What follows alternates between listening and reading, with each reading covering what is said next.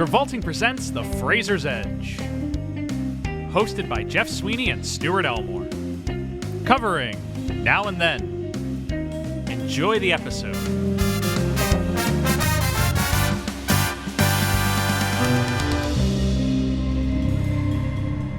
Stuart, you ever think sometimes, if you could give your younger self any advice, what you would tell them? If you could go back to being 12 years old, what wisdom you would impart on yourself, and what wisdom you had imparted on yourself at the time that you didn't think about and didn't have relevance until now? You think, sometimes about how you're living in the now. And looking back at the then. In the motion picture, Now and Then, tackles this exact same topic. 1995 in Indiana. 1991. Well, like the movie came out in 95. Yeah, but it's set in 91. This episode's already off to an incredible with start. Flashbacks to the mid-1970s, a indescript year. Right. Does not tell you the year, but they were 12 years old at the time. Jeff, you know I was born and raised in Indiana. I did. This movie reminded me of how terrible of a life you must have lived. So, no. Well, not far off. Yeah. Directed by Leslie Linka Glatter. Yeah, we're just jumping right in. Well, I just, I think... Yeah. First off, thank you very much for listening to our previous episode, which was... Glory Days. Glory Days. Yeah, thank you for listening to our Glory Days episode. Man, aren't we in the Glory Days right now? Yes, we are Jeff? in the Glory Days. Well, we're going to talk about some folks who are reminiscing about their Glory Days. Do you like that? I'm going to restart this whole episode. In this Leslie Linka Glatter 1995 motion picture, Now and Then. Yes. Covering, here on the Travolting podcast, which of course means that our boy is in it. But he's a very small role in this. But a good. He's a defining moment in the movie. I really liked his scene. Yeah, we'll talk about it when we get there, but, this is at that point where, Fraser can pull off something like that.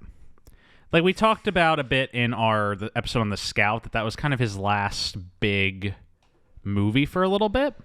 Not like a long period of time, like 2 years. And I wouldn't say it was because of the flops or anything, because most of the flops that he had done weren't really affecting his career all that much. He's like consistently working throughout this time, and... Keep going. But like his big mark is basically like he's a known quantity now.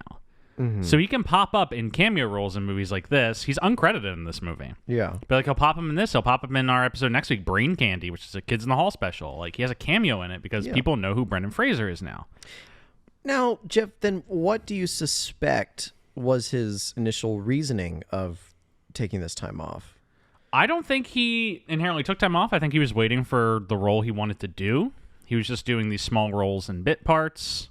Just biding his time until... he's the lead in The Passion of Darkly Noon. He's in Mrs. Winterbourne. Like, he's doing stuff. He's pretty consistently working. Yeah. He just, doesn't get the next big offer until George of the Jungle. Yeah. Interesting. But yeah, I'd say Leslie Linka Glatter is, I think we can firmly say, a popular TV director nowadays. Yes. She is currently the president of the Directors Guild of America. Yeah. And she does a lot of like she's done Homecoming. Yeah, like Homecoming, ER, House MD, Mad Men. She did Pretty Little Liars. She has a repertoire, very big repertoire. Yes. A few Emmy nominations. But I don't think she has an Emmy in her name yet. She did some Twin Peaks. Yeah. So very established TV director. And this film reads like a extended TV movie. So fun fact, this is her only theatrical movie. Yeah. Everything else was a TV movie or a TV show. It kind of reads that way a little bit. Yeah. It feels like a TV movie, really. Well, I mean, do you know what the writer of this movie went on to do? No, I did not look at the writer at all. The writer of this movie, I, Marlene King, went on to make Pretty Little Liars. Okay. The TV show. Yeah. Which she said is very much inspired by this movie. Interesting. Like Pretty Little Liars is like the adult kind of... I don't want to say a remake of Pretty Little Liars, but it takes a lot of the same, guts and blood and whatnot. Yeah. because it's October, so I had to use the guts and blood. It is algorithm. October, and this episode will come out though in November. You folks are listening to this episode on November 11th. Yeah. Oh, congratulations! It was 11/11. Make a wish. Yeah. 11/11/22. Yes, it's well, 11 plus 11 makes 22. Yeah. It's a very lucky day. It is a very lucky day. In total, it's 44. Right. Yes. Okay. So anyway, yeah, this is this movie is written by Armelyn King before she does Pretty Liars. Obviously, this is her first produced screenplay. Mm-hmm. She goes from this, and she goes on mostly to do Pretty Liars for the rest of her career. Yeah. It's like Pretty Liars and like all these Pretty Liars spinoffs and Pretty Liars Original Sin. Okay, whatever. Yeah. I'm just gonna say this on the front end, Jeff. Pleasant little movie for me. Yeah, it was fine. Yeah, I mean, you get what you get out of it. Don't expect like miraculous lessons to be learned and all these profound things. But if you're just looking for something with like this movie, basically, its notability is less in the the quality of the movie and more the content of the movie. Yeah, this movie became a cult classic. Because it's one of the few like coming of age movies of this ilk, which is about women. It's about girls. Yeah. It's about 4 12-year-old girls. Yeah. And the whole time watching this, I kept feeling like this is very Stand By Me inspired. Right. And it feels very Stephen King-y. Right. Well, I was just about to say, what if Part 1 did not have a scary clown and they were all girls? Yeah.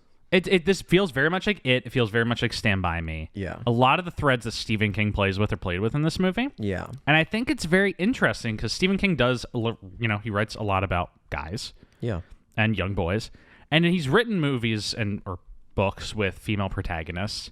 But it is a criticism of his work that sometimes, the female element can be a little underwritten. Yeah. And so I think it's interesting to take that kind of genre, that stylism, and kind of transpose it through the female lens with 4 preteen girls as the leads. Who I would say are all doing very good job at their age. I think Christina Ricci is a standout only because It's Christina Ricci who is still working to this day, still doing some really amazing work. I feel like her childhood acting days were especially like a highlight. Like, like Haley Joel Osment still doing stuff, but I feel like you look at him and you remember what he did when he was a kid. Somewhat similar to like Christina Ricci, but with the emphasis that she's still doing some good work today. Yeah, I mean, but you can't help look at Christina Ricci and not think about Casper the Friendly Ghost. Yeah, in my opinion. Like Christina Ricci, like her career is in terms of big things is like she does the 2 Addams Family movies. She's in Casper. She does this, and that's like her really defining moments as a preteen actress. Yeah, and she does a lot afterwards. Not like that's all she does. Of course. She's in The Ice Storm, which is a phenomenal movie. If you've never seen it, but I recommend The Ice Storm to those who are curious and looking for a good movie to watch tonight. It's rather miserable. Good movie. Interesting. Ice Storm? Yeah, The Ice Storm. When did it come out? Here, Stuart, watch this. Watch this. What? He owns it. Jeff Sweeney owns it. Wow. You own The Ice Storm. I do own The Ice Storm. Good movie. It's an Ang Lee movie. Wow. Oh my God, this fucking chair. You good? Yeah, I'm fine. You good, bro? I'm fine. Look at that cast. Kevin Kline, Joan Allen, Sigourney Weaver, Tobey Maguire, Elijah Wood. Wow. Tobey Maguire plays a kid in it who loves comic books, and the whole movie kind of just is allegorized. And directed by our good friend, Ang Lee. the director of Hulk, Ang You Lee. should watch this movie. I think you'd like it. I'll if it's on any streaming platforms, or even on Amazon, I'll prime it. I'll prime it for sure. Dope. Anyway, I'll give it a watch. it's kind of a miserable movie, but it's a very good one. But Christina Ricci, incredible. She's great. She's great in this movie. Yes. The rest of this movie, the core cast and the core structure of this movie is that it's 4 adult women looking back on their childhood. Yeah. I think the structure hurts this movie, though. And I feel like it's a common issue with these, like, let's think about our childhood movies, which is always what is usually the core problem of those movies, Jeff? when it comes to like jumping between the two, Yes. I think the core problem is that it doesn't do it enough. No. So, well, I agree with that. No, it's the same problem with like, I feel like with it, with like the other movies like Stand By. I haven't seen Stand By Me fucking forever, but like Great movie. With other movies that like start with like the older versions and then the rest of the 80% middle, we go into the kids' lives and then we finish off with the adults. Is that we don't care about the adults. Yeah, we never did. We never do, and they don't contribute anything. Because that I always feel like that's like. And again, I just can't think of them, but there's plenty of movies with a similar structure like this, Stand By Me, It, where they have these... Like the kids are the standouts. The kids are the standouts. We love the kids. We want to stay with the kids. And then it's like when they end with the adults, it's like we're waiting to go back to the kids because those are the characters we're waiting to learn more about. And it also just kind of hurts a little bit with stakes because, you know, they all live. You know, none of them are going to get sick and die randomly. Like... So that's where, you know, I felt like, I mean, this is very, very different movie, but like Little Women sort of helps with that, where it's just the same actresses. It's a lot more chronological speaking, and so there's some stakes involved, and like when one of the sisters dies, it doesn't like mess up any of the continuity with that. And so, I mean, Little Women has a fair bit of like jumping around. It does, but enough jumping around to where, you know, it leaves some clues but doesn't show its hand. Does that make sense? Yeah, that makes sense. Because it's like it'd be like if imagine in Stephen King's It, the adults sit around a table and they start talking. Then we flash back to the kids, and one of the kids dies, and then you got to flash forward, and one of the adults is actually a ghost. Yeah, like that's kind of like. Okay, well, like that's kind of bullshit. Well, that's the thing is, the book does do that. The book has characters like die in the first 2 pages, and then they're in the rest of the book until they, you know. But I'm just saying, like in the perspective of laying down the stakes, when we've already seen that they've all made it. Okay. Yes. Yeah. Okay, I understand that. So it's a common problem in movies with this type of structure. That being said, we still find the charm nonetheless. Yeah.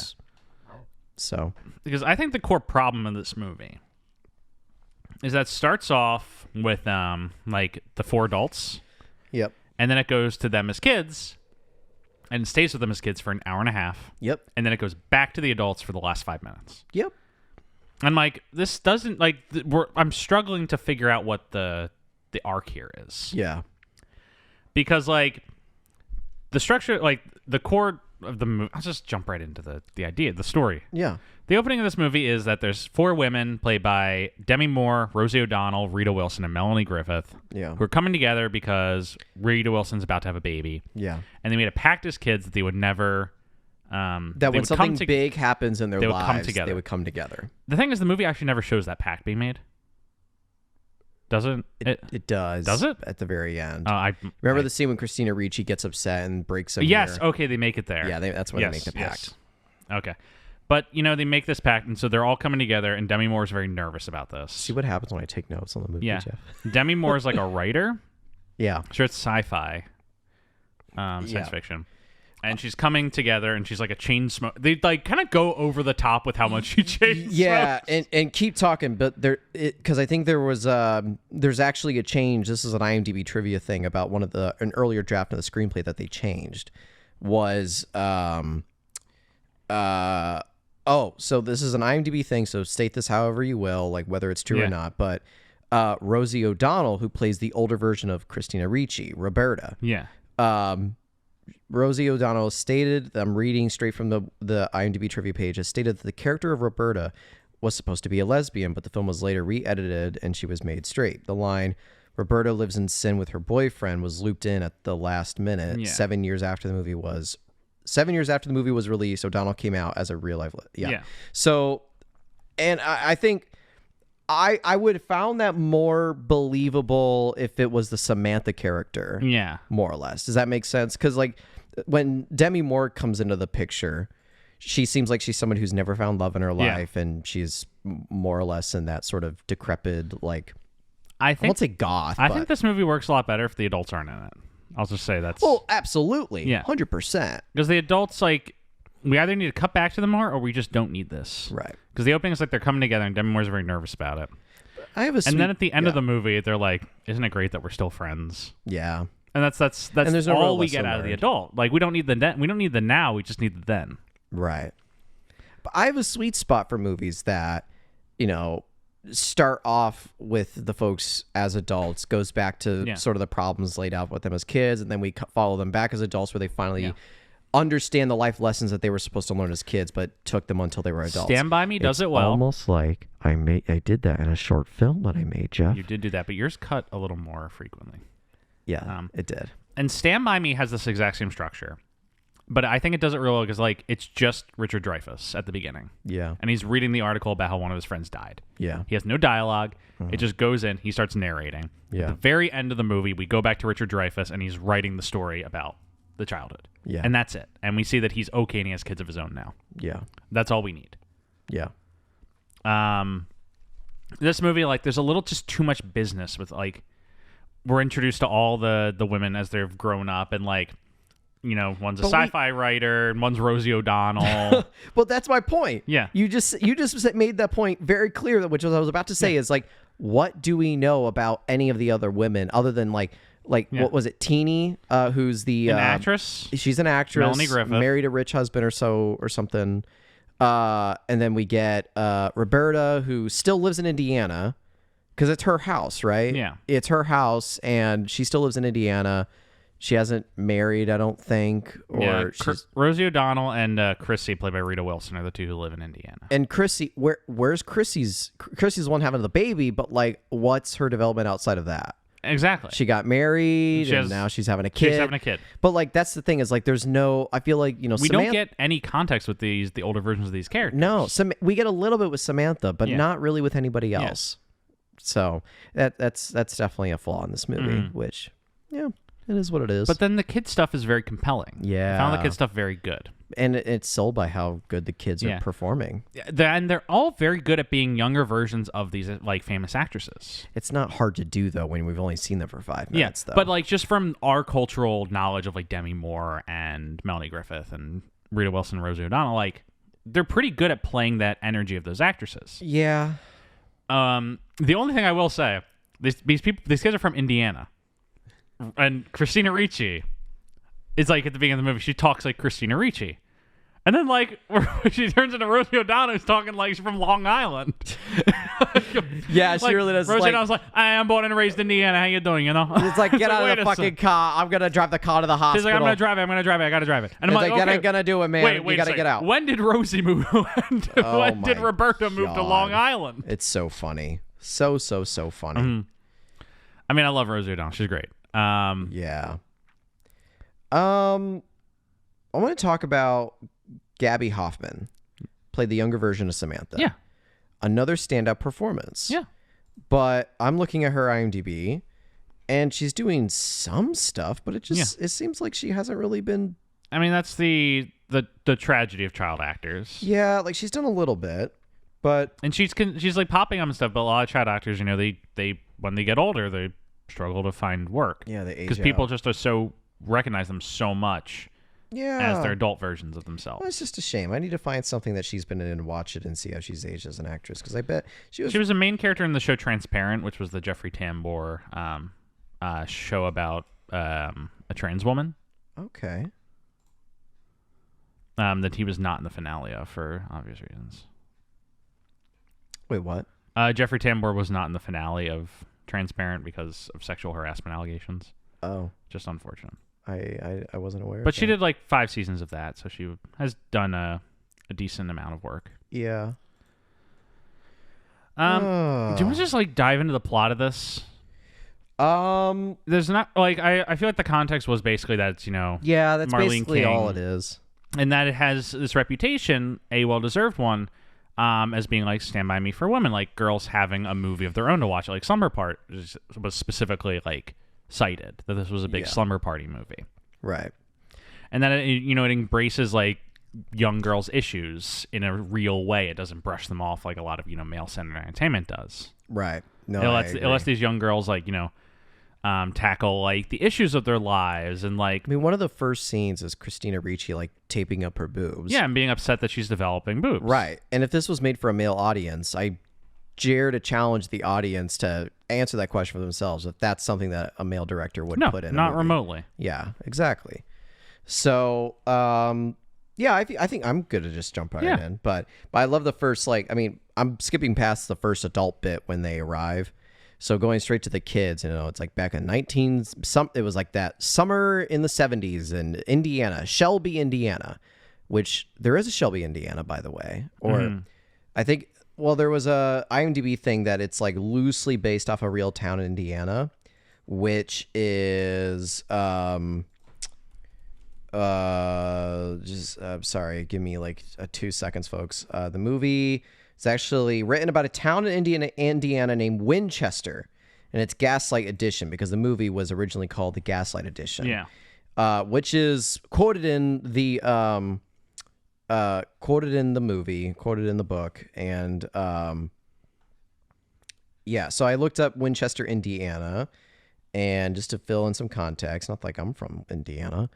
The first Christina Ricci narration was, you know, in Indiana, like you're the number one leading cause of death in Shelby, Indiana is boredom. And that immediately made me laugh because I was like, yeah, you got that damn right. But Winchester, for my Indiana folks, if you imagine Indianapolis being the dead center of the state, it is like maybe like an hour and a half or so due east of Indianapolis. Okay. It's very close to the Ohio border, which is also something to mention. It is exactly it is exactly Stuart's a 30-minute drive from Muncie, Indiana, where we get the Harvard of Muncie, Ball State University, chirp, chirp, motherfuckers. That's where I went my undergrad. God. So at one point... Stuart says all this about Indiana. This movie's filmed in Georgia. This movie was entirely Savannah, This Georgia. movie was entirely filmed in Savannah, Georgia. Which I saw that, and I was like, because, like... Does it still look like Indiana? Does this read like Indiana to you? There are some... I mean, there's Stuart, does this read like Indiana to you? No, yes or no question? Okay. No, it does not. There's not. It does kind of be looking like the South. There's too many trees. There's not enough cornfields. Yeah. I dare you to even think about the idea. It's like, is there maybe there's section of Indiana more trees than cornfields? No! That doesn't exist. Not unless you're in Brown County, where there's the Brown County State Park. There was that really weird part where they're like swinging from the tire swing over the river, and then Huckleberry Finn actually rode by. It's a little strange. Yeah. So it doesn't. I mean, it's doable. Yeah. Like I didn't think about it too much as an audience member. Like this isn't Indiana. Yeah. One of the movies that angered me the most that it was like it takes place in Indiana was Stranger Things? All the Bright Things, which was a Netflix movie with Ellie Fanning and somebody else. All the Bright Things. All the Bright Places? All the Bright Places. Get your shit together. And here's the thing. It was filmed in Cleveland, Ohio, right next door to Indiana. But the premise of the movie is that they go to 10 unique places in Indiana. It's literally the premise of the movie. Did you only watch this movie because of that? No, I actually watched it because it actually had like decent reviews. It was actually kind of a good movie. I recommend it. All right, copy that. It's a trigger warning for teen suicide for folks who get triggered by that. But yeah, but they filmed it in Cleveland, Ohio. Must have been upsetting. It was very upsetting. Everything that's filmed, like in quote unquote, takes place in Indiana. They always shoot it in fucking Ohio, and it makes me so mad. So mad that Ohio gets all the Indiana filming, but whatever. But when have you heard of anything that takes place in Ohio? Wild Hogs, the opening scene, and that's it. Yeah. So we start this when we get into the kids. It's Samantha, who's the Demi Moore, Gabby Hoffman role. Roberta, who's Christina Ricci, Rosie O'Donnell. Yes. Chrissy, who's Ashley Aston Moore and Rita Wilson. Mm-hmm. And then Teeny, who's Thora Birch, Melanie Griffith. When I saw this, and I know, yes, you were thinking Stand By Me for Girls. I was thinking Midwest Sex in the City.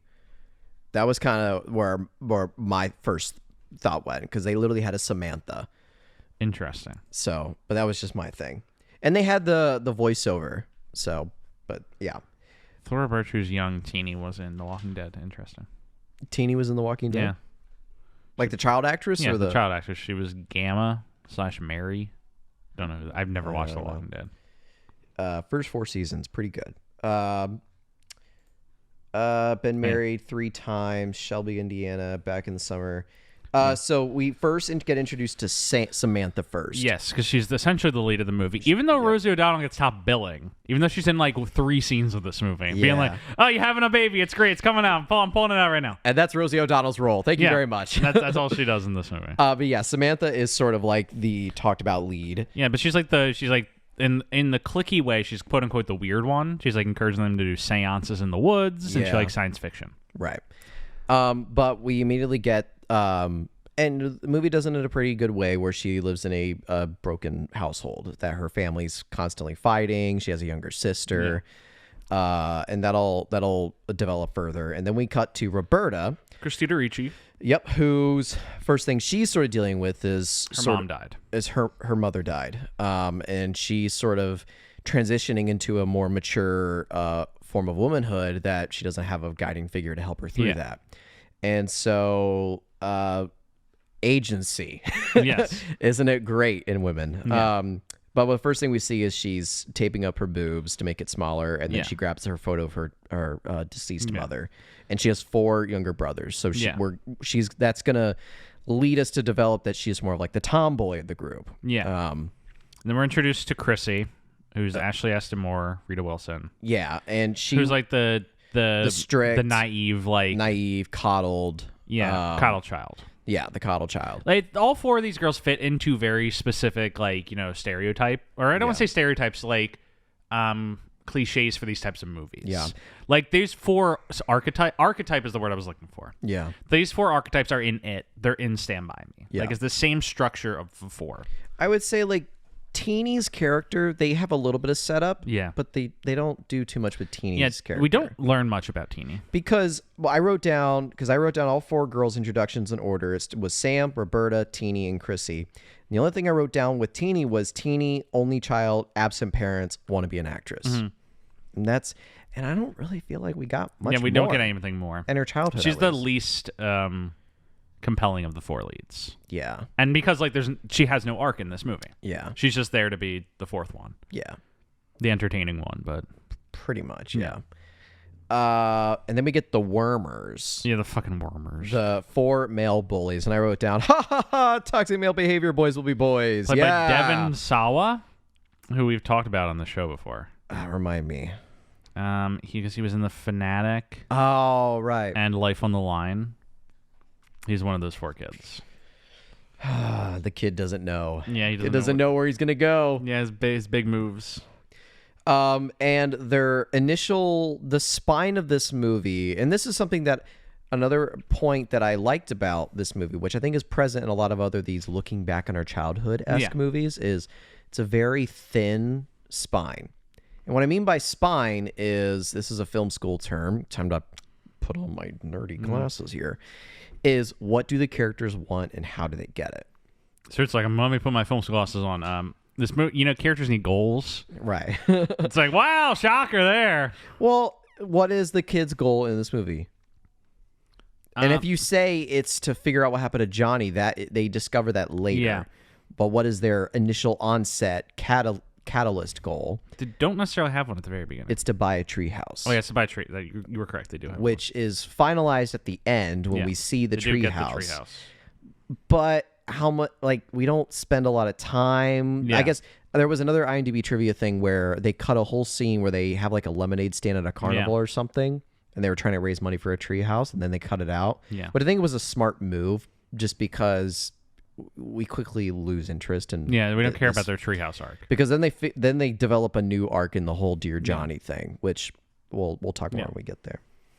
Because we spend probably 30 minutes just kind of hanging out with these kids, which I like. We get to meet them all and understand them. Yeah, they get their first diner scene together, which is the first scene where we get all 4 together, and we get a lot of and we get the we learn the structures of their world. Yeah, there's 4 kids. They go to the diner. They want to buy a treehouse. And they're dynamic with each other. There's 4 boys who they fight with a lot. Yep. We understand where they all fit into the ecosystem of this town. Yeah. Yeah. They live in a pre-planned community, and there's an old guy named Crazy Pete who rides around on a bike and terrorizes kids, apparently. Yeah, it's the Home Alone creepy neighbor trope. Yeah, like all the tropes and archetypes of these types of movies are present here. Yeah, absolutely. We're establishing it very quickly. But it didn't bug you? No, it didn't bug me that much. It didn't bug me either. It's you archetypes exist for a reason, and so that you can quickly establish something like this without having to go too deep into it. And hey, like sometimes like we like these archetypes. That's why they're archetypes, because they work. Yeah.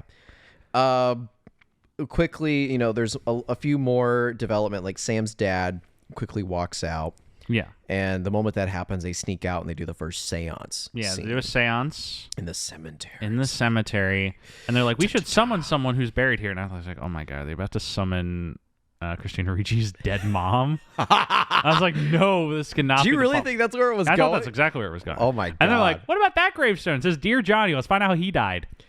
Yeah, this is where it really looked TV for me. Yeah, this movie looks very TV. The moonlight in this movie is like blue. Not like normal movie blue, like bright blue. Like everything is overlit. Yeah. So, and their special effects department did not spare no expense because that foggy cemetery is fogged up. Yes. But they do a seance. Sam is the one sort of running it. Yeah. She's the one that's like more into like the tarot cards and all that stuff. And she's running the seance while the girls are sort of like more or less peer pressured into doing it. And they play a few jokes and laughs, but eventually a storm breaks out. And they think it's Dear Johnny communicating with them. And they need to find out how he died. This is where we get a Crazy Pete sneak peek. And to emphasize, Dear Johnny is listed as being 12 years old when he died. Yes, which you can discern that just by looking at the gravestone with the math. It was like 1933, died in 1945. And so they run away from the storm and they see Crazy Pete riding his bike into the cemetery. Yeah, spooky.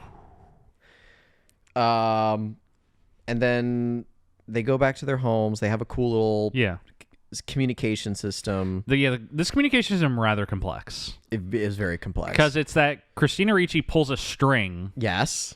In her apartment that connects to the house next door. Yes. Where Samantha has a string or that she returns, and then she gets a flashlight and signals the flashlight girl, into Teeny's window. Yes. Which wakes Teeny up, and then Teeny picks up a walkie-talkie to communicate with Chrissy. I'm like, why do they always have walkie-talkies? She's like, Chrissy, wake up! Why don't they just get 4 walkie-talkies? What's going on here? That's exactly my thought. It's like, could you just get 2 It's fun though. I like it. It's fun. I like over complex things. Yeah.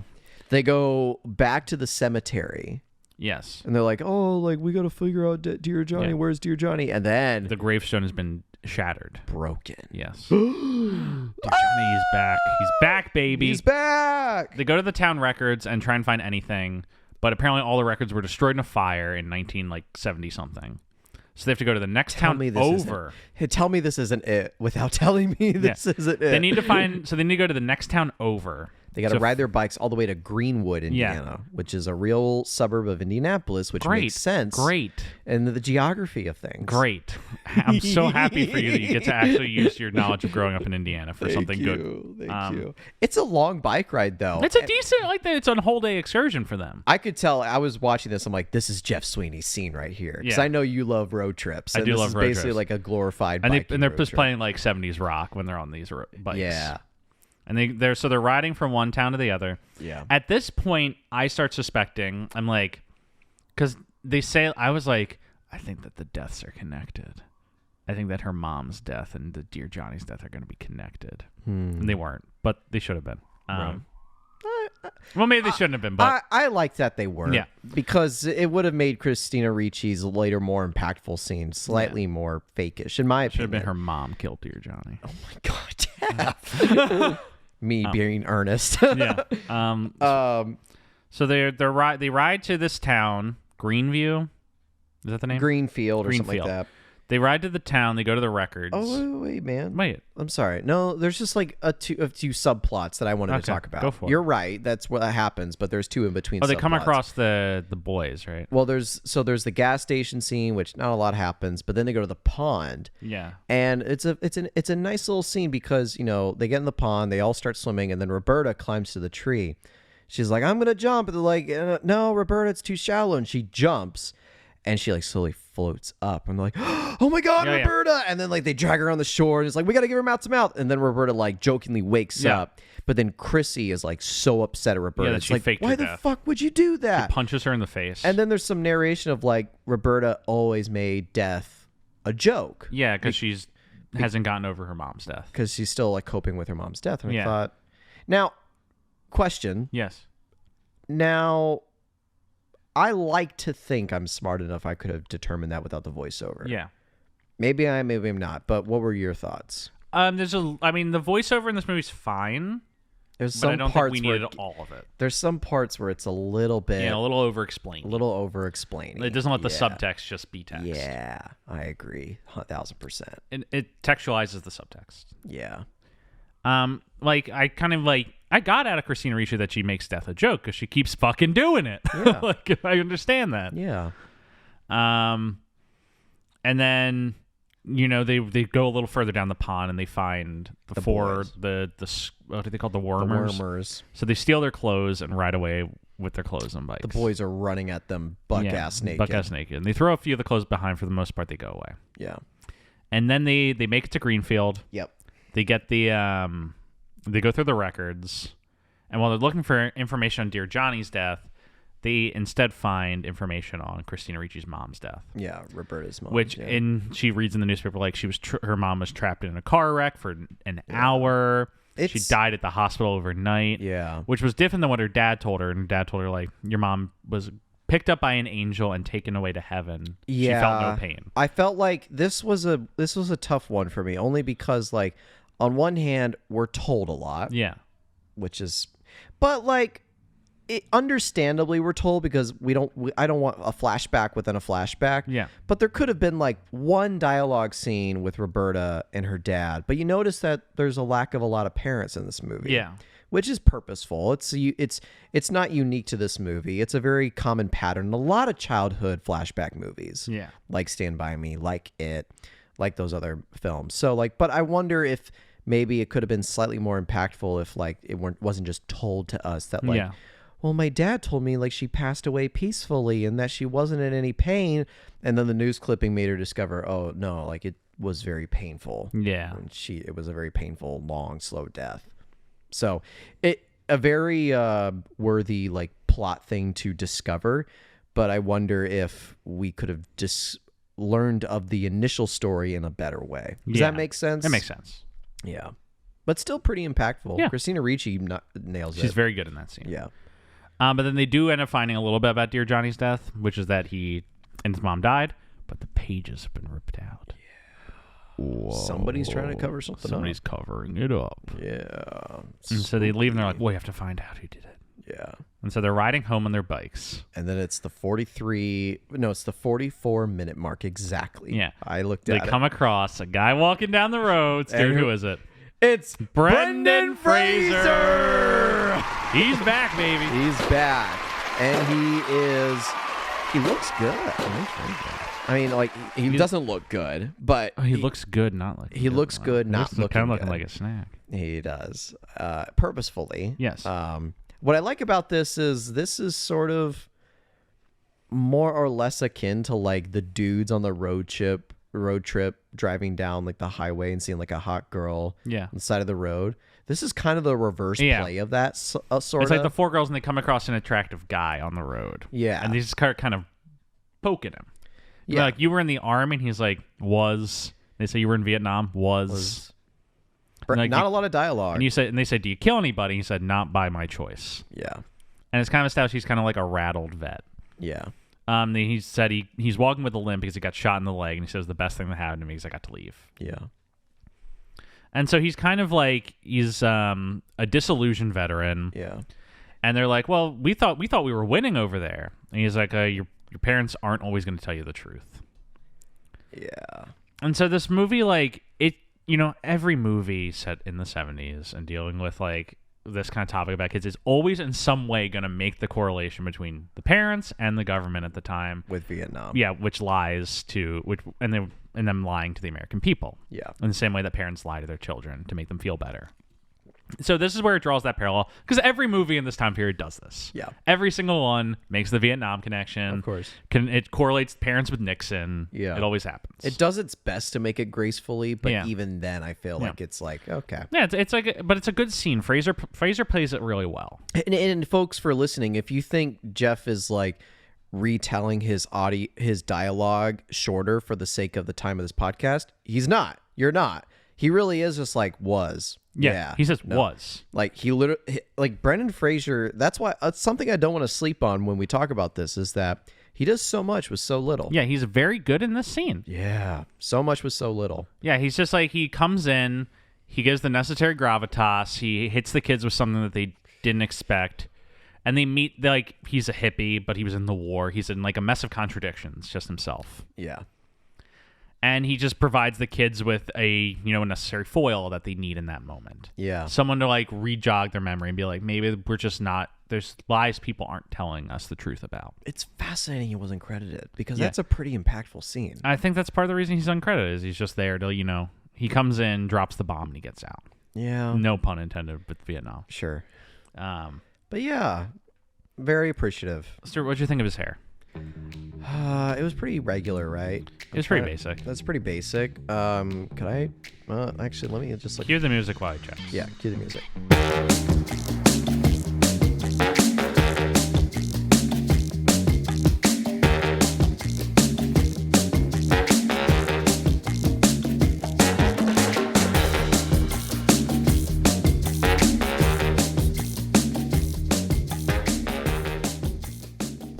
Welcome to the hair ranking. I'm going to the drive. Looking at the looking at the Travolta. He's looking at the Travolta of it all. Travolting. I mean, is this not him in the movie? Almighty. This is him right here. He has the Rick O'Connell hair. Yeah, I was looking at the list to see like where he was at. You know what? Why don't we put this underneath put it underneath $20 above Airheads. Under $20 above Airheads. Okay, so now a new number 5? Yeah. That's fair. Yeah. Because it is the Rick O'Connell hair, and I'm sure the Rick O'Connell hair will. I almost think I might put it above 4 and make it the new number 4, but above $20? Well, it's just, do you agree like $20 and this is pretty similar? Yeah. So let's just keep it where it is. Okay, so this is number 5. This is the new number 5. Understood. Yeah. Okay. But that's the Brendan Fraser of it all. Yeah. Loved him. It's great to see him, and it's another mark at this point in his career of just like coming in and giving consistent, reliable work. Yep. An actor who can make a lot out of a one-scene appearance is someone who's going to continue to get work. With very little dialogue. Yeah. Who's going to, if he can make an impact in such a short amount of time, what can he do with like a full movie? Yeah. So then the girls go back to Shelby. Yes. And then I wrote down they go house back and Grandma. What about that? Yeah, there's a whole bit with Grandma played by Cloris Leachman. We're skipping over some elements of the plot that I don't think we really need to talk about. I don't think so either. Like, there's a whole business with Hank Azaria playing Samantha's the mom's boyfriend thing, yeah, and the whole like parent. Because like after the Fraser discussion is really the turning point of the movie. Yeah. Because after that point, we start seeing the ways the parents are lying to their kids. Yes. And their recognition of that. Yeah, because like Samantha had a lot of respect for her mom, like, and thought her dad was being an asshole, but now her mom was actually cheating on her dad. Yeah, and Christina Ricci with her dad not telling her the truth about her mom. And Chrissy learning parents. that her mom is just very overprotective and isn't telling her what she needs to know to exist in the world. And then there's Teeny. Who exists, is in the movie. Thank you. Who is present. She's in scenes. Yeah. She's billed. Yes. Got paid for the role. Yeah. I mean, that's unfortunate. I was excited to see Hank Azaria, though. I do love him. Yeah. And he's fine. I thought Al Pacino was going to come in at one point and be like, does she got a great ass? You got your head all the way up it. It's fantastic. Yeah.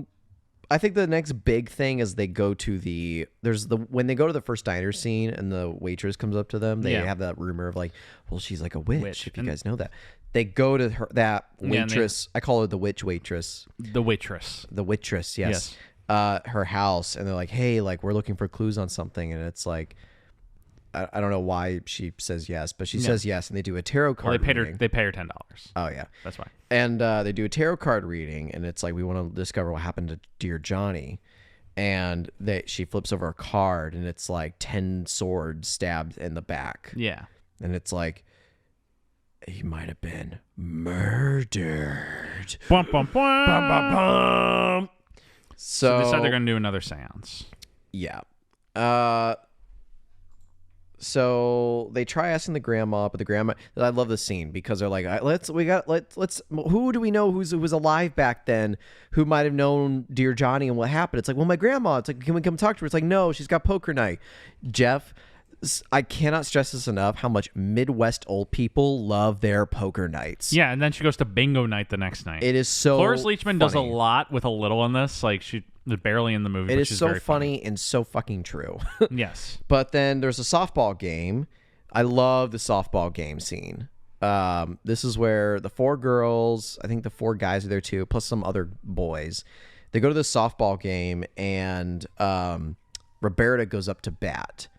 And she fouls one of the balls, and then the dude who's behind her keeps like making fun of her. It's like, girls can't play softball, blah blah blah blah blah. And it's like, I can't. He may have said something else about her. Christina Ricci goes over and beats she gets him up. bullied about her dead mom a lot. Yeah, and it's really a weird thing. Yeah, it's a strange thing. Strange thing for kids to bully someone about. Like, even in the movie world, I don't buy it, but whatever. And then she punches the guy in the face and beats him up, and the fight breaks out. It's great. Yeah. Go off. And then Sam's mom has a boyfriend. Yeah. Then, this was a good scene. So when Sam comes home and sees like that her mom's boyfriend, they have dinner together. Yeah. And there's a little bit where he like spills something, and Sam plays the stereotypical teenage girl who doesn't like her mom's new boyfriend. He spills something. He puts on her dad's bowling shirt. Yeah. Oh. And she runs off. And where does she go? She goes to the roof of Teeny's house. Yeah, where Teeny's watching the drive-in movie theater the next block over from our roof. What they missed out on is, with drive-in movie theaters, usually a radio frequency you can tune like a handheld radio or your car to. They didn't have that. They were just watching it silently. Yeah. I thought that was like a they clearly have a walkie. They have like a transistor radio. They should have had a radio on that roof, but it's fine. They're watching it silently, which is cool. Yeah. But there's a tiny little scene with Teeny and Sam on the roof watching the drive-in movie, and I don't remember what happens. They just talk. Yeah, they just talk, and then they go out, and there's a storm when they're walking back. Yeah, so we'll get to that. They share a friendship bracelet or something of the sort. Something like that, yeah. It wasn't very impactful, unfortunately. It doesn't register. But when they're walking back to wherever they're going, they drop the bracelet, and it goes into a storm drain. Yes. And then, oddly enough, Pennywise the dancing clown pops in the drain. He's like, I got your bracelet. I was already like, wow, this movie is very Stephen King. And I'm like, oh, no, it's just it. It's just it, but with 4 girls, yeah. Yeah, and then Sam gets sucked in, and actually Demi Moore is Pennywise. No, yeah. You'll float down here, too, Sam. Float, but in reality, so it's storming out. It's crazy. And yeah, Sam drops the friendship bracelet. It goes down the drain. She crawls in it, but then she can't get back out, and the rain's filling up the storm drain very quickly. Yeah. This was a part when I came over and you were still watching the movie. Yeah. And I told you this while we were watching it, but it's like, there really is no danger in the scene, Jeff. Yeah. Because as the storm drain fills up with water, she's just going to like float higher and higher until she's able to crawl out of the storm drain. Yeah. There's no, but Crazy Pete jumps in. But Crazy Pete lifts up the manhole lid, crawls in, and he hoists Sam out and then crawls out.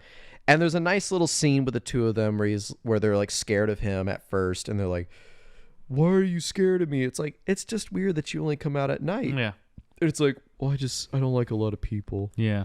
It's like, I don't like seeing other people. Yeah. And he's like, okay, get home safe. And then they ride off. So, wow, Crazy Pete, nice guy. And more like Nice Pete. Right. There's like a little bit of a voiceover for Demi Moore. We learn not to judge people by the color of their skin, but the content of their character. Yeah, something like that. Yeah. It was like, and then after that, I had never been scared of Crazy Pete. Yeah, whatever. it's like, it's the thing where like a lot of these movies, and I use that specific quote because a lot of times it does come down to like a racist element in these movies. And the characters, like, they just speak about, like, they pay lip service to what they learn. But if there's another problem with this movie, is that it really doesn't, like, do that much with that element. Right, no.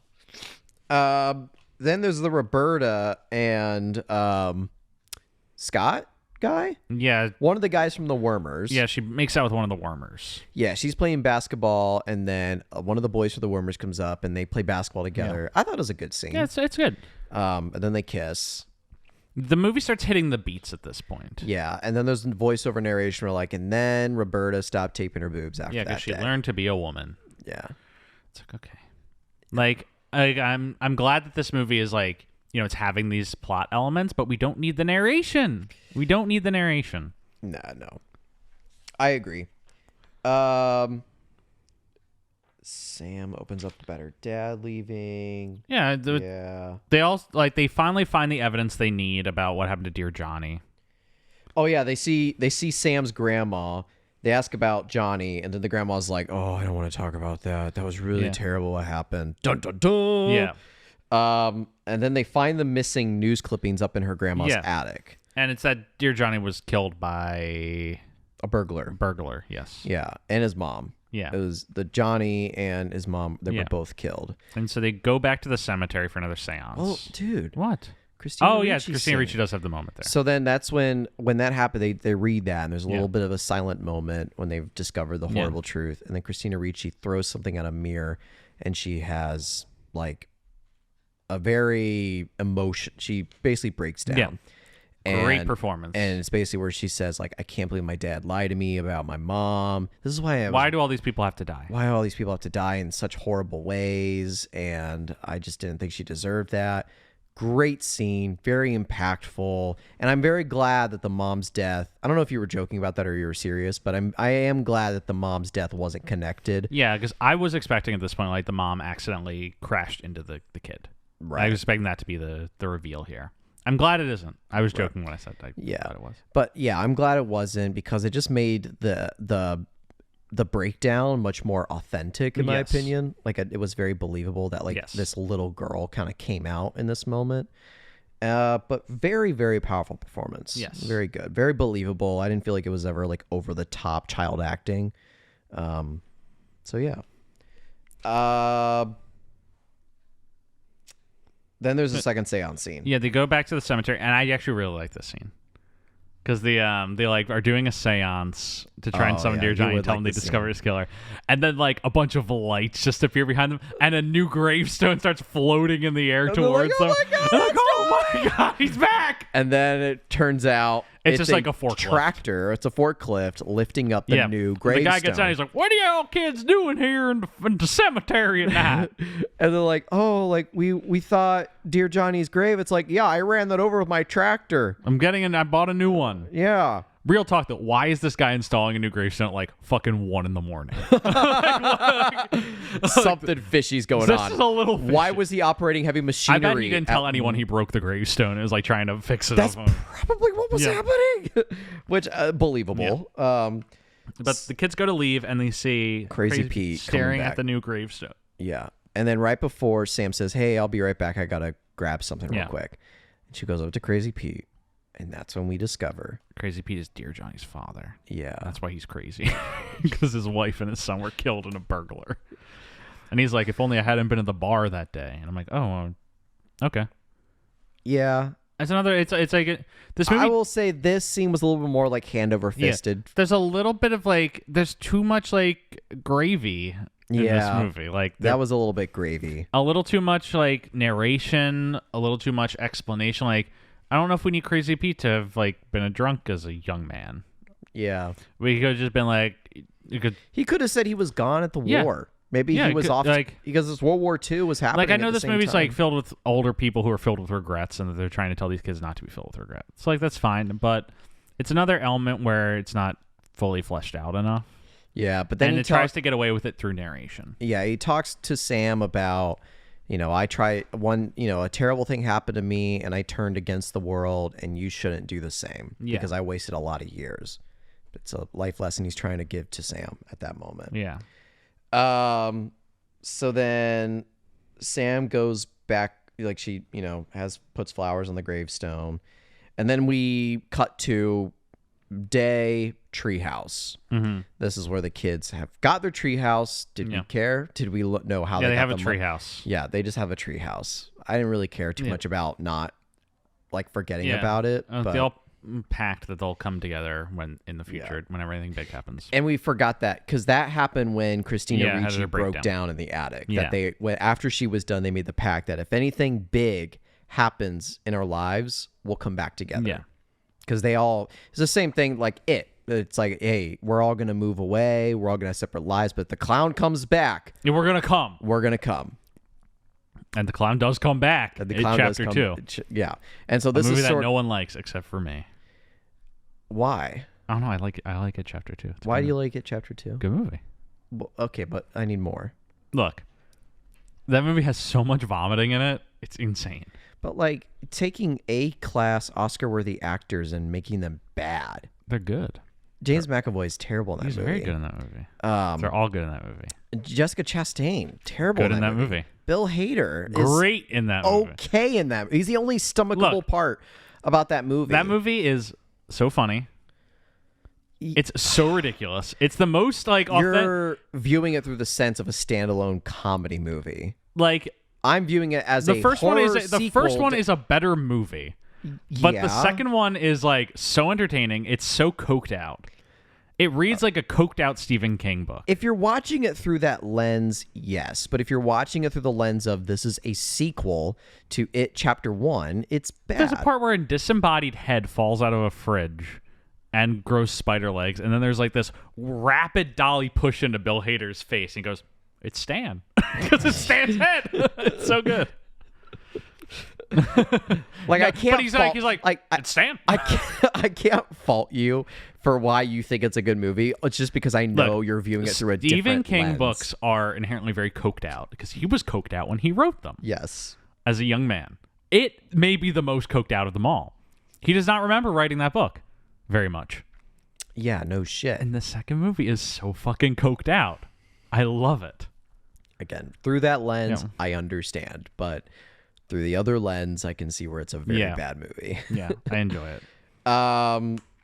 So then after the treehouse bit, there's some more narration, unnecessary narration, where it's like, and then we all, we thought the treehouse would bring us closer together, but it turned out it made us all independent people, and then we moved away with our lives, and then cut back to Rosie O'Donnell, Demi Moore, Rita Wilson, and what's the other one's name? Catherine something? Rita. Oh God, Melanie Griffith. Melanie Griffith. That's it. Where Chrissy is having her baby. Mm-hmm. And so then they're rushing to the car. They get in this limo. Rosie O'Donnell does her Long Island shtick. They drive to the hospital. Rosie O'Donnell is also a doctor, I guess. I didn't remember this part, but I don't know. I guess it was. They give birth to the kid. They deliver the baby. Well, first they go up to this limo driver, and Rosie O'Donnell's like, "Hey, you can't drive this. I gotta drive it." It's like, oh, I could take you guys to the hospital. And the limo driver's reading X-Force, the comic book. It's very funny. Yeah. And Rosie O'Donnell's like, no, you're gonna drive. I'm from Long Island. I know how to drive. I know how to drive Manhattan. So she gets in the car. She drives over to the hospital. But correct me if I'm wrong. Like, Roberta stayed in Indiana, right? Yes. Like, I'm not crazy. She just has this ridiculous, like New York accent. Yeah. So then we're back at the treehouse. They play Truth or Dare. And then blah, blah, blah, blah. They're like, are you happy? And it's like, no, I'm not really happy, but I guess that's okay. Like, again, like the adult bit of it, I was not interested in a single bit. Yeah, the adult. I don't need the adult stuff. I did not care whatsoever about the adult bit. And then they're like, eventually they make a pact. They're like, we should visit more often. Yeah. Which I'm going to tell you from somebody who moved away from their hometown, moved away from their college town, that's a lie. Yeah. They are not going to see each other for another 10 years. Yeah, so, come back to Indiana. It's great, No. Not coming back to Indiana. And then Roberta went back and she started tweeting about Trump again. And I was like, wait a second. Yeah. And then the movie finishes where the 4 older girls go back down. There's some little kids playing Red Rover, which was the game that the little girls played at the beginning of the movie. Yeah. And then the movie ends. Yes. And that is Now and Then. It's like, I'm glad this movie exists in the sense that it does give, preteen girls the Stand By Me that, like we had as boys growing up. I wish that like more movies were made like this. And I wish that this movie had, been, it has its flaws. It's still a good movie, I think. Yeah. I think it's good. Yeah. But, there's elements to it that I think hold it back from being great. I agree. Yeah. Like the narration felt like a producer suggestion. There's too much narration. We don't need all the adult stuff. Yeah. And then there's like, there's just too much gravy in certain scenes. And like you have a whole other character you're not doing anything with, Teeny. And this movie's what, an hour and 40? Yeah. I mean, I never like to say this movie could have spent a little bit more time with this because, I think an hour and 40 is a good crunch of a number to try to get your movie, in and done with. But I maybe not even add more time, but just reallocate spaces and resources. Mm-hmm. Like, take a little bit more out of the adults and put it into maybe a teeny storyline, or maybe flesh out a little bit more of Sam or Christina Ricci or whoever. But yeah, I agree. It was a good movie, but there are some little small bits that kept it from being great. Great, yes, I agree. Brendan Fraser's scene, good, phenomenal. He's great. He's a strong addition to this movie. Very, very good. And now, and this is one of those movies that I am glad we are doing this podcast because I never would have watched this movie if it wasn't for this show. Same. And like, even if I don't love this movie, I think it was, it's important for, us to watch movies that are outside of our perspective. Yeah. And here's something to talk a little, we should get into the post text and like all that stuff. But one thing I wanted to say, more of a commentary on Brendan Fraser is, in a million years, Travolta would never have done anything like this. Oh, never. That speaks volumes to how different these men are. Like, Fraser's willing to come in and be like a little secret sauce. Yeah. Halfway through your movie. Yeah. Not even get credit for it. Yeah. He's great. I think that speaks so, again, not good or bad against like Travolta. I mean, I feel like we've been outspoken in how much of a flaw that is with Travolta. And I wouldn't even say flaw. I'd say it's a weakness. Yeah, it's a weakness that he was. It's his kryptonite. Like, he's just so programmed to think that he's the leading man. Yeah. Whereas Fraser doesn't come from that mindset, that backstory. He was a working actor from day one, and had to like claw his way up to George of the Jungle, Ricochet O'Connell, and The Mummy. Yeah, he wasn't given those things his first day at Hollywood, and I feel like it speaks so loudly to, just us being able to talk about this guy and have these small little trinkets of him in different places. So I agree. It makes me glad that we're doing this show. That this was the next guy. Yeah, it's heartwarming to follow this guy. Yeah, but I mean, this movie does come out. Obviously, we're watching it. It's not a success critically. It is actually a success financially. And a lot of it does come from that, like, the female audience that is generally underrepresented in Hollywood. Yeah, does turn out for this movie. It gets it has like a 33% average on Rotten Tomatoes. Interesting. Average rating is 5.2. So most people are like, this movie's fine. It's not like everyone was overwhelmingly negative. Roger Ebert's not a fan of this movie. He says it doesn't have the psychological soundness of Stand By Me. In regards to female audiences, though, this movie gets a lot of praise for the 4 young leads acting. And it does get a lot of respect for like being from this female perspective. It makes $33 million off or $37 million off a budget of 12, so 3 times its budget. Big financial success, and it's developed a bit of a cult following, especially among like girls who grew up with this movie, as being like, that was defining for me to see essentially myself represented in movies. Yeah. Anyway, and you and me can sit here and we can talk about like the flaws we find in this movie, but at its core, that's what matters, is that to young girls, this was representation that they needed, discussing the ideas and topics and, concerns that they had in their lives. Yeah. And so that, it lets Marlene King later go on to make Pretty Little Liars and, continue female representation in her own way. And so I'm glad we watched this movie. I'm glad this movie exists. Even if I have my problems with it, I'm glad, it's out there. Yeah. And I'm going through some of like the reviews and all that stuff. And I think we talked a lot about, how, it's a Stand By Me for girls. I think that's one of the biggest problems with its reception is, everyone's looking at this and thinking about Stand By Me and all this other stuff. But which even we did. Yeah. And I'd say unanimously all the critics, as you said before, Jeff, they all praise the performances. And I'm glad I watched this too. I feel like I'm sorry if you already said this already. I was reading Roger Ebert's review. Like a box office, it was a success. Yeah.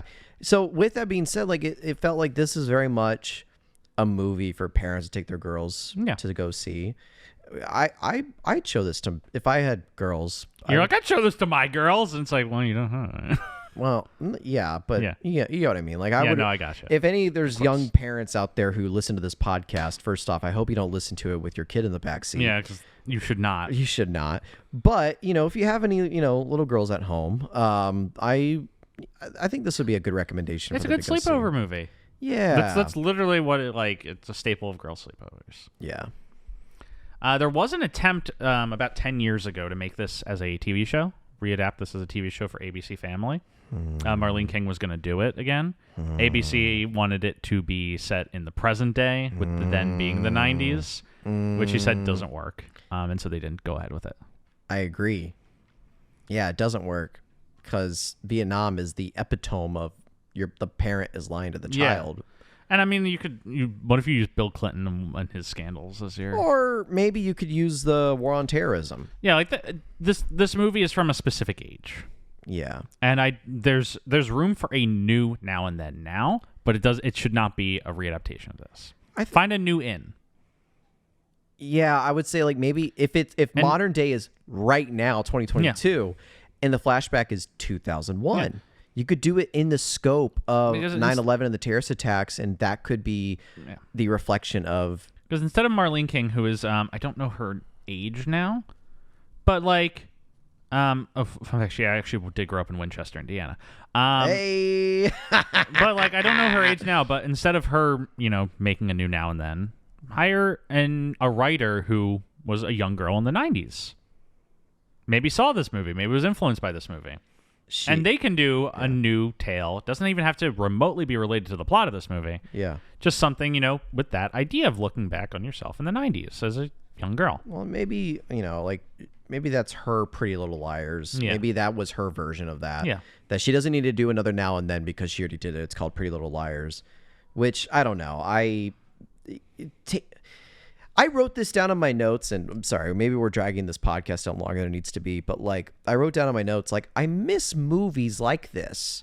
Yes. We don't really besides It, which is a remake, mind you, but I'm talking about like original movies that have premises like this. Yeah. I don't feel like we get them as very often anymore. Let's look back at our childhood. And you know what they're called, Jeff? They're called student films. Yes. that's they're where student films now. Yeah, they're student films now. But yeah, I would love to see like a professionally made new version of not Now and Then exactly, not Stand By Me exactly, but something with sort of the similar overtones, and it would be interesting to see. Yeah. Because like, don't get me wrong, I love 8th Grade, I love Booksmart. And I love like movies like that are like the newer versions of coming of age stories. But yeah, I don't know. I would like to see like a flashback version of like what was that like for the early 2000s kids. Yeah, which would be us. Yeah, and like Lady Bird is kind of that movie. It kind of is, yeah. In a sense, but just letting a new young female director, look back on her childhood. Yeah. For me, give the nostalgia piece for our generation. Yeah, I want to see the 12-year-old in 2005, go through all of their shit. Yeah. Meanwhile, like, Bush just got reelected and the war on terror is sort of engulfing the country in flames with the recession in tow. Like I want to know that stuff. And the internet. Oh God. Yeah. The dawn of the internet. Add that to the mix, man. She. Capitalism, corporate marketing. Like there's so much stuff. There's like a party going on. Yeah, there's a party going on. All right, maybe we should wrap this up. Yeah, I mean, that's the impact of this movie. I felt we had a great time. Yeah, we had a good little discussion. Yeah. Thank you so much for listening this week, folks. Make sure to tune in next week for our episode on Kids in the Hall Brain Candy. It's I believe, a television movie by the Kids in the Hall comedy group. It'll be fun. Yeah. Fraser's in it. So make sure to tune in next week for that.